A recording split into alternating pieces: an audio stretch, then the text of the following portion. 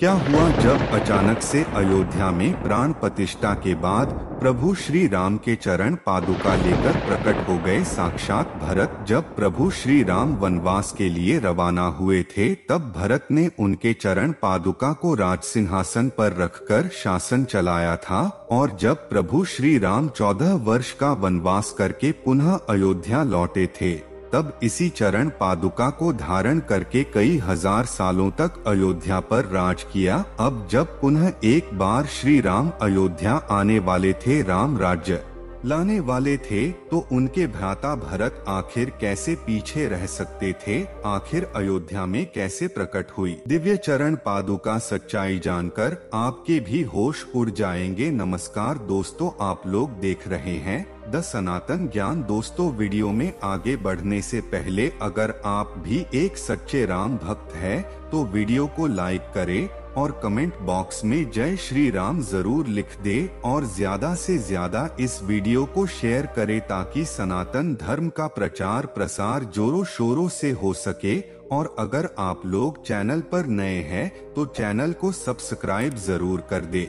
अयोध्या में राम लल्ला के प्राण प्रतिष्ठा के एक दिन बाद राम मंदिर के द्वार खुलते ही 5 लाख से अधिक श्रद्धालु वहां एकत्र हुए। सुबह कुछ मौकों पर भीड़ ने बैरिकेड तोड़ दिए जिससे भगदड़ जैसी स्थिति पैदा हो गई, लेकिन हर परिसर में और उसके आसपास तैनात 8000 मजबूत पुलिस दल ने भीड़ को नियंत्रित किया। प्रतिष्ठा समारोह से पहले 1.5 लाख से अधिक भक्त अयोध्या पहुंच गए थे और धर्मशालाओं में रह रहे थे। कुछ लोगों ने खुले आसमान के नीचे रात बिताई। उनका लक्ष्य था राम लल्ला के प्राण प्रतिष्ठा के बाद पहली सुबह मंदिर के द्वार खुलते ही प्रवेश करना था। 23 जनवरी को राम मंदिर के दरवाजे आम श्रद्धालुओं के खुलते ही लोगों के इस भीड़ में एक शख्स ऐसा भी था जिसने अपने सर पर दिव्य चरण पादुकाएं उठाए रखी थी। वह भीड़ ने निरंतर अंदर जाने का प्रयास कर रहा था। कई लोगों ने उसे देखा तब उसका कहना था कि वह दिव्य चरण पादुकाएं प्रभु श्री राम को भेंट करने आया है,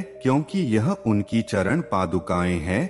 कार्तिक नाम के एक भक्त का कहना था कि वह शख्स जिसने चरण पादुकाएं अपने सर पर उठाई हुई थी वह हमारे साथ कई घंटे तक दर्शन के लिए इंतजार में खड़े रहे। उस दिन तकरीबन 5 लाख श्रद्धालु अयोध्या राम मंदिर में दर्शन करने के लिए पहुंचे थे और तकरीबन 4 से 5 घंटे तक वह शख्स दिव्य चरण पादुकाओं अपने सर पर धारण किए थे।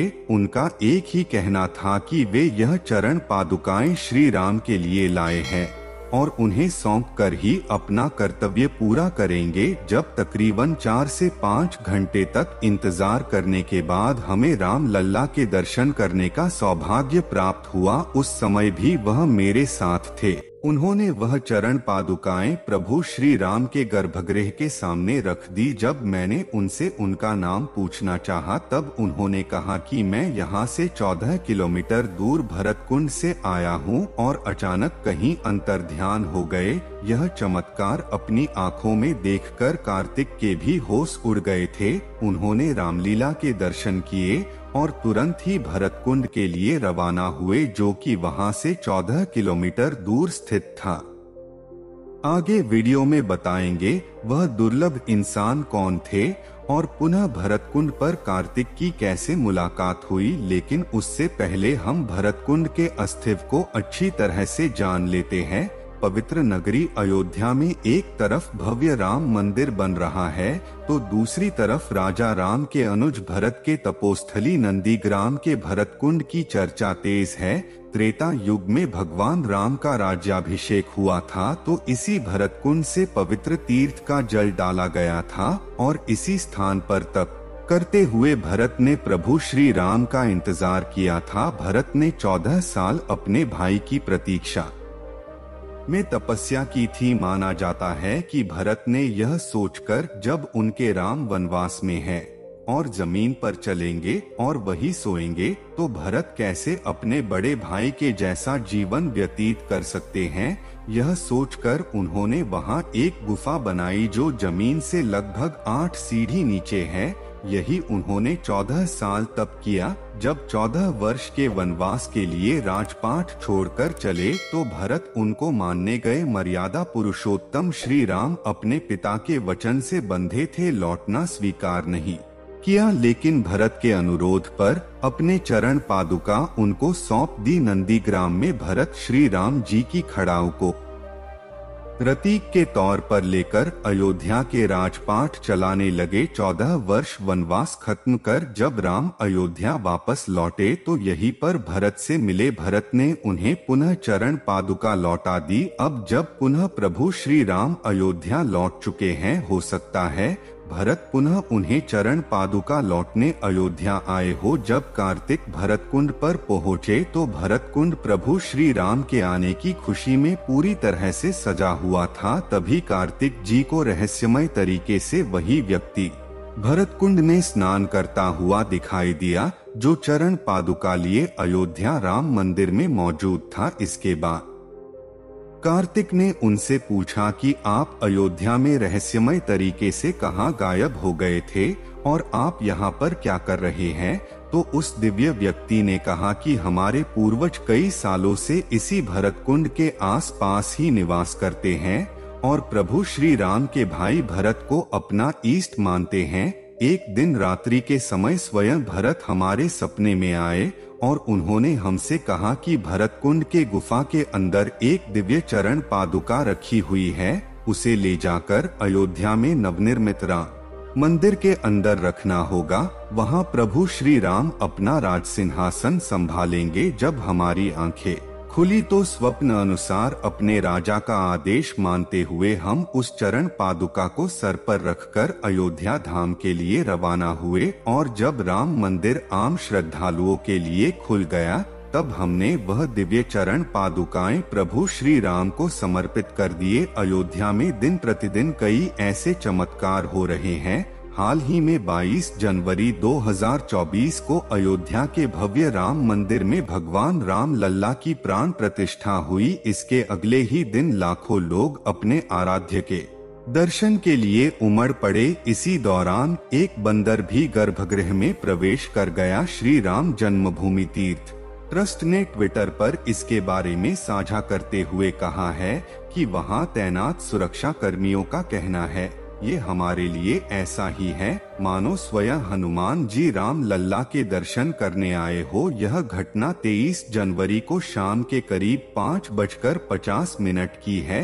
उस समय तक करीब 3 लाख भक्त राम लल्ला के दर्शन कर चुके थे और करीब 2 लाख भक्त बाहर कतार में थे। पहले दिन 5 लाख से अधिक भक्तों ने राम मंदिर में दर्शन किया। ट्रस्ट की ओर से किए गए पोस्ट ने बताया गया है, एक बंदर दक्षिणी द्वार से गुढ़ मंडप से होते हुए गर्भगृह में प्रवेश करके उत्सव मूर्ति के पास पहुंचा। बाहर तैनात सुरक्षा कर्मियों ने उसे देखा। वे बंदर की और यह सोचकर भागे कि कहीं वह उत्सव मूर्ति को जमीन पर न गिरा दे, परंतु जैसे ही पुलिसकर्मी बंदर की और दौड़े वैसे ही बंदर शांत भाव से भागते हुए उत्तरी द्वार की ओर गया। द्वार बंद होने के कारण पूर्व दिशा की ओर बढ़ा और दर्शनार्थियों के बीच में से होता हुआ बिना किसी को कष्ट पहुँचाए पूर्वी द्वार से बाहर निकल गया। वैसे अयोध्या में वानर की इस तरह उपस्थिति की कोई पहली घटना नहीं है।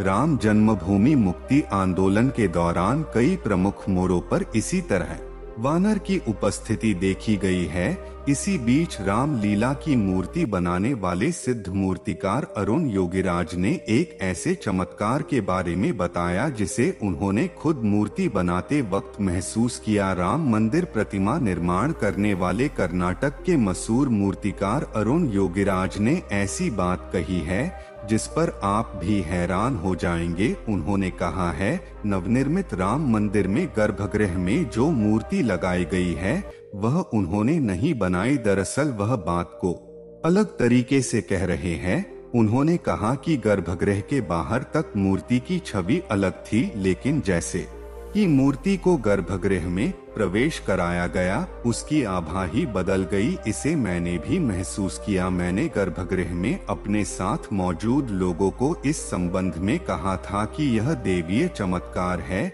या कुछ और, लेकिन मूर्ति में बदलाव हो गया था। एक टीवी चैनल में दिए गए अरुण योगीराज ने कहा कि मेरे पूर्वजों की 300 सालों की तपस्या का यह परिणाम है। मुझे शायद ईश्वर ने इसी कार्य के लिए धरती पर भेजा था। मैं इस जन्म में श्री राम लल्ला की मूर्ति बना। अरुण योगीराज ने बड़ा रोचक तथ्य सुनाया। उन्होंने कहा कि हम जब मूर्ति का निर्माण कर रहे थे तो हर दिन शाम को 5 से 6 बजे में बीच बंदर वहां पर आते थे।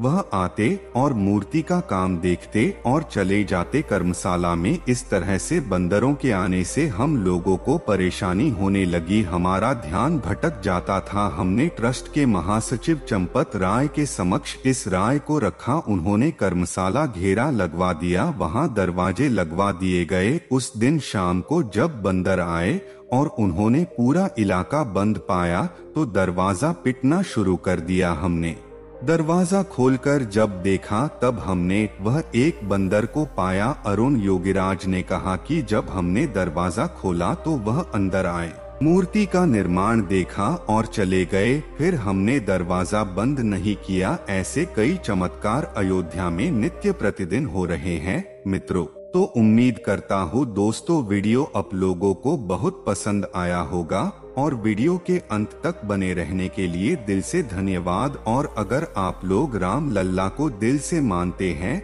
तो कमेंट बॉक्स में जय श्री राम लिख देना और वीडियो को लाइक करके ज्यादा से ज्यादा शेयर कर देना ताकि राम नाम का प्रचार पूरे देश और दुनिया में हो सके। और चैनल सब्सक्राइब जरूर कर लेना मित्रों। तो मिलते हैं हम अगली वीडियो में एक नई जानकारी के साथ, एक नई सोच के साथ और एक नई ज्ञान के साथ। तब तक लिए नमस्कार मित्रों।